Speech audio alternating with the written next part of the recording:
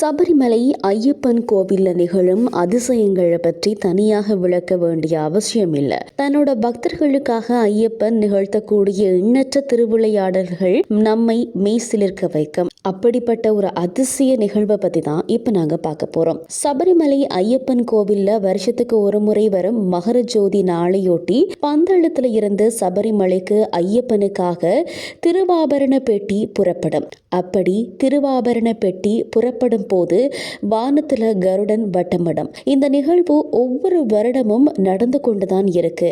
இப்படி ஏன் நடக்குதுன்னு தெரியுமா? சுவாமி ஐயப்பன் சபரிமலைக்கு தவம் செய்யறதுக்காக போறாரு.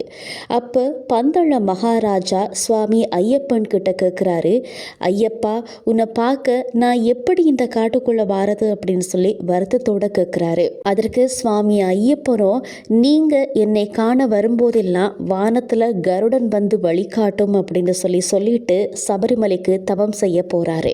அன்றையில இருந்து பந்தள மகாராஜா சுவாமி ஐயப்பனை பார்க்க வரும்போதெல்லாம் கருடன் வானத்துல வந்து வழிகாட்டுமாம்.